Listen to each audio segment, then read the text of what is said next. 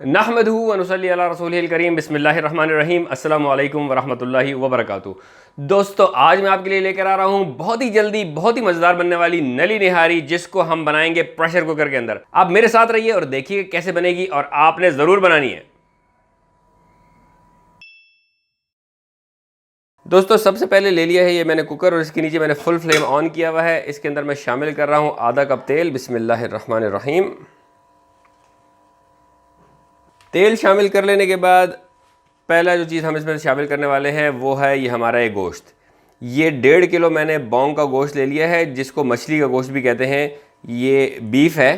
तो अगर आप लोग लेने के लिए जाएं तो वहाँ पर आप बॉन्ग का गोश्त भी कह सकते हैं और मछली का गोश्त भी कह सकते हैं। इसको मैं इसके अंदर शामिल कर रहा हूँ। बिस्मिल्लाहिर्रहमानिर्रहीम। उसके बाद ये मैंने नली ले ली है। ये नली भी इसी बॉन्ग के गोश्त के साथ ही मिलती है। ये अलहदा से 1 किलो, बल्कि 1 किलो से थोड़ी सी ज़्यादा नली है, तो इसको भी मैं इसके अंदर शामिल कर दूंगा। बिस्मिल्लाहिर्रहमानिर्रहीम।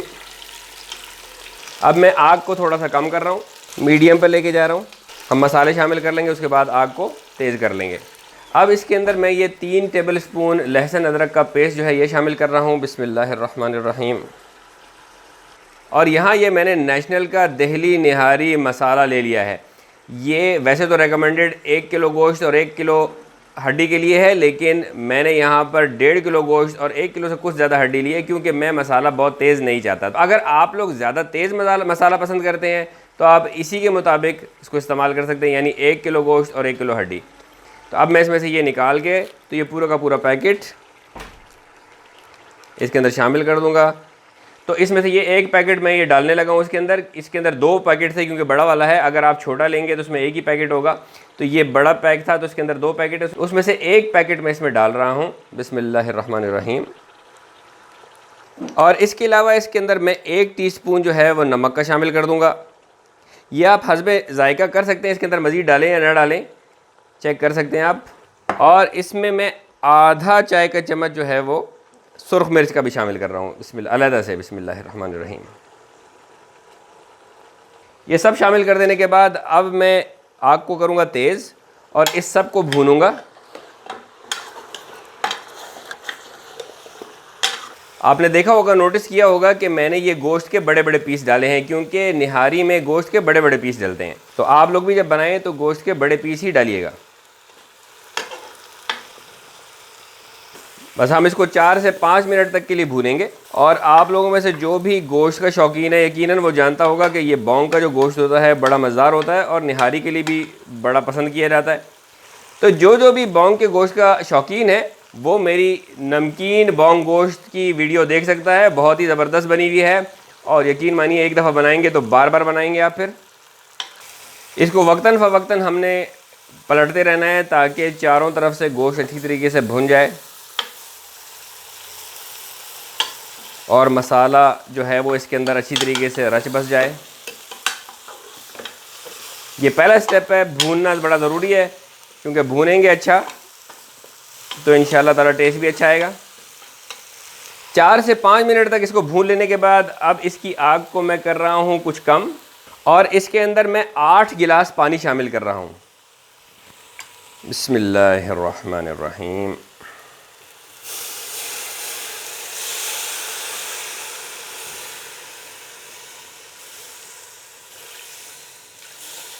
ये मैं अपने चमचे के ऊपर ही पानी इसलिए तरा रहा हूँ कि जो भी मसाला इस चमचे पे लग गया था वो भी इसमें शामिल हो जाए, और फिर मैं ये तमाम पानी इसके अंदर शामिल कर लूँगा।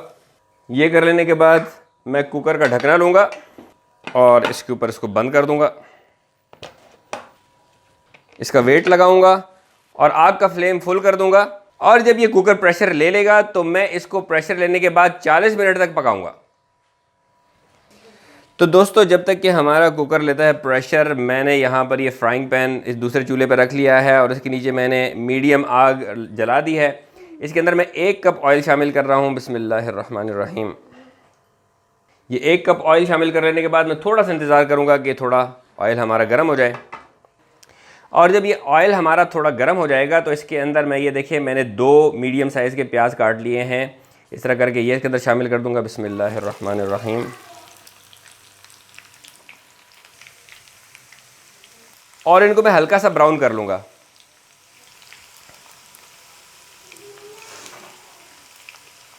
जब आप प्याज़ों को ब्राउन कर रहे हो तो साइड वाले प्याज़ों को दरमियान में धकेलते रहिए ताकि साइड से प्याज जले नहीं।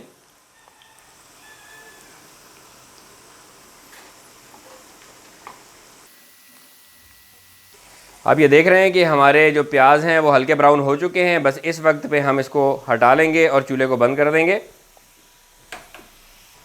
और यहाँ पर ये मैंने एक बाउल ले लिया है और ये मैंने स्ट्रेनर ले लिया है। अब इन प्याज़ों को मैं इसके अंदर शामिल कर दूँगा ताकि इसका तेल स्ट्रेन हो जाए। अब इन प्याज़ों को अच्छी तरीके से स्ट्रेन कर लेने के बाद ये यहाँ पर ये मैंने ग्राइंडर ले लिया है। ग्राइंडर का जो छोटा वाला पोर्शन होता है उसके अंदर मैं ये प्याज शामिल कर रहा हूँ। बिस्मिल्लाहिर्रहमानिर्रहीम।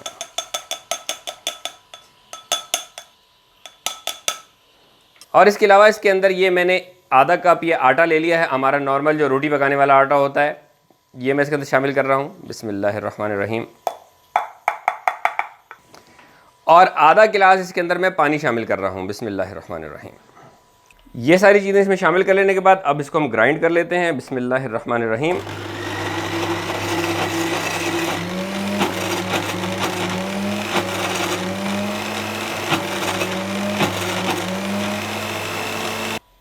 और इसके अंदर मैं थोड़ा सा पानी और शामिल कर रहा हूँ। बिस्मिल्लाहिर्रहमानिर्रहीम।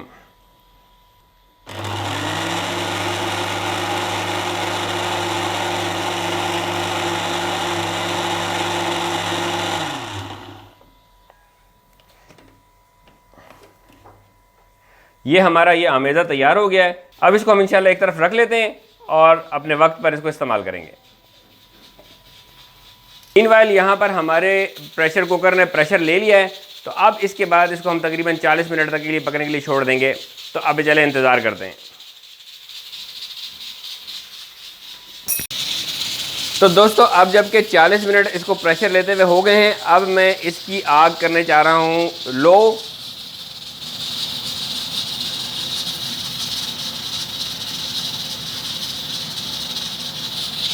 इसके फ्लेम को मैंने लो कर दिया है और अब इसको मैं तकरीबन 10 मिनट के लिए इस दम पर यूं करके पकाऊंगा। ये दम पर पकाने की वजह ये है कि इसके अंदर जो इसका एक दम वाला मज़ा होता है, यानी चीज़ें रच बस जाने वाला। प्रेशर में तो पका लिया है, लेकिन हम इसको सेटल डाउन करने के लिए थोड़ी देर 10-1 मिनट के लिए दम पे पकाएंगे और फिर इंशाल्लाह इसको खोलेंगे।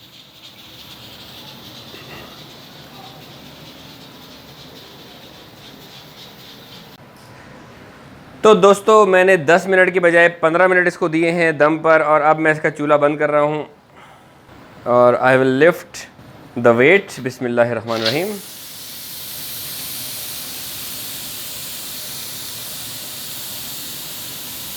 तो हम थोड़ा इंतज़ार करेंगे कि प्रेशर रिलीज़ हो जाए। रसूलुल्लाह सल्लल्लाहु अलैहि वसल्लम ने फरमाया, तुम में से कोई आदमी अपने भाई की तरफ असलहा के साथ इशारा न करे, क्योंकि तुम में से कोई नहीं जानता कि शायद कि शैतान उसके हाथ से असलहा चलवा दे और फिर वो दोज़ख के गड्ढे में जा गिरे। तो अब जबकि प्रेशर इसका रिलीज़ हो चुका है तो हम आराम से इसको खोलते हैं। बिस्मिल्लाहिर्रहमानिर्रहीम। Here you go. माशाअल्लाह,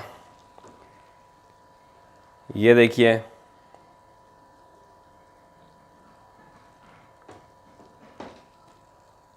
चेक कर लेते हैं कि इसका गोश्त कैसा गला है। बिस्मिल्लाहिर्रहमानिर्रहीम। ये देखिए, और ये देखें बिल्कुल आराम से। और आपको पता है ये निहारी में गोश्त बिल्कुल गला होना चाहिए, तो ये बिल्कुल गल गया है माशाल्लाह। और जो लोग इसका शोरबा इस वक्त जिस तरह है इस तरह से खाना चाहें तो ये भी बड़ा मज़ेदार होता है। मैं इसमें से कुछ निकाल लेता हूँ ताकि आखिर में मैं इसको भी टेस्ट करूँ और जो हम इसकी बात करने वाले हैं वो सारा कुछ प्रोसेस करने के बाद भी इसको टेस्ट करूँ। तो मैं इसकी में से सिर्फ शोरबा निकालूँगा, गोश्त नहीं निकालूँगा।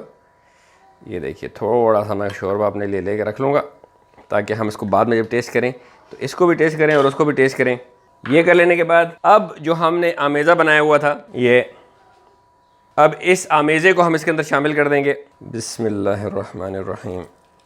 और ये जो मैंने 1 गिलास पानी इसके अंदर मज़ीद शामिल करना है, ये आप अपनी इस मुनासिबत से कि आपको कितना शोरबा अच्छा लगता है उस हिसाब से पानी इसमें शामिल कर सकते हैं। ये मैं इस बर्तन में डालूंगा ताकि इसके अंदर से तमाम जो बाकी आमेज़ा जो इसके अंदर रह गया वो भी निकल आए।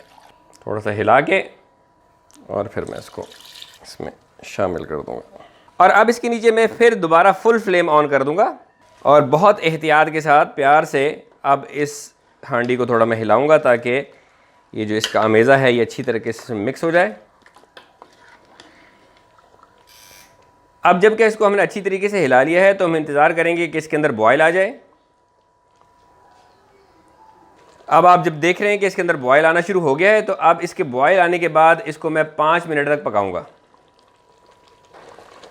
तो दोस्तों अब जबकि 5 मिनट हमको उसको पकाते हुए हो गए हैं, अब इसकी हम कंसिस्टेंसी चेक करते हैं। देखें, बिस्मिल्लाह, ये कंसिस्टेंसी इसकी काफ़ी अच्छी है, गाढ़ी है बहुत ज़्यादा। तो मुझे लग रहा है कि इसके अंदर मैं थोड़ा सा पानी और ऐड कर लूँ, तकरीबन आधे से पौना गिलास। बिस्मिल्लाहिर्रहमानिर्रहीम। वैसे इसके अंदर जो आटा वगैरह हमने शामिल किया था वो अभी यकीनन पक गया होगा, बल्कि मैंने एक ही गिलास इसमें मज़ीद पानी शामिल कर दिया है। थोड़ा सा मैं इसको हिला लेता हूँ। हाँ जी, अब इसकी कंसिस्टेंसी मुझे बेहतर लग रही है। बस एक आध उबाल आएगा और हम इसको बंद कर देंगे। बहुत ही प्यारी उम्दा किस्म की खुशबू आ रही है माशाल्लाह, और माशाल्लाह ये गोश्त भी बहुत ही उम्दा, माशाल्लाह बहुत ही उम्दा गला हुआ है, ज़बरदस्त किस्म का। और बस इट्स इनफ। अब मैं इस चूल्हे को बंद कर रहा हूँ। तो अब कर लेते हैं इसको डिश आउट। बिस्मिल्लाहिर्रहमानिर्रहीम। Here we go. ये देखें जी,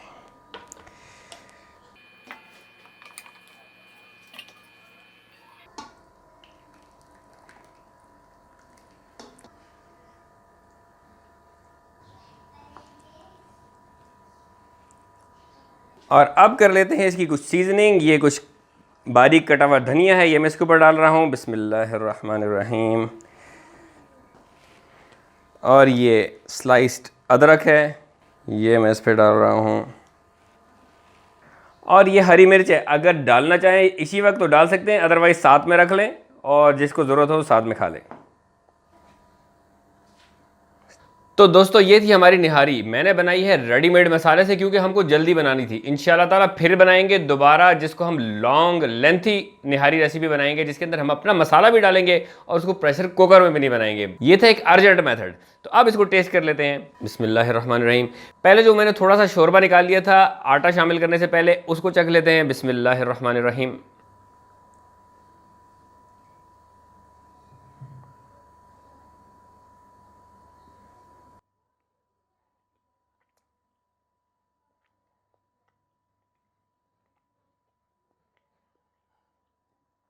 बहुत मज़ेदार। नमक ज़्यादा इसलिए है क्योंकि इस वक्त हमने इसके अंदर मज़ीद पानी नहीं ऐड किया था, यानी अगर हम इसको थोड़ा सा सेट कर लेते तो ये बहुत मज़ेदार हो जाती है। नमक ज़्यादा है। अब हम दूसरे वाले को भी चेक कर लेते हैं। कुछ गोश्त, शोरबा, और यहाँ पर मैं अपने लिए थोड़ा सा धनिया यहाँ पर भी ऐड कर लेता हूँ। पहले तो गोश्त को देख लेते हैं। ये देखिए बिल्कुल आराम से टूट रहा है, ये देखें।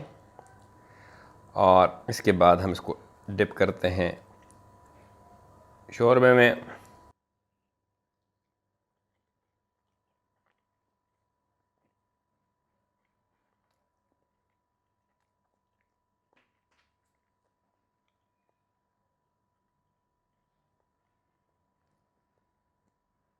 यकीन मानिए बहुत ही मज़ेदार, बहुत ही फेबुलस बना है। और अब तो नमक भी बिल्कुल ठीक हो चुका है। मेरा दिल चाह रहा है मैं पूरा खाना खा के ही आपके साथ दोबारा बात करूं, लेकिन मैंने वीडियो ख़त्म करनी है।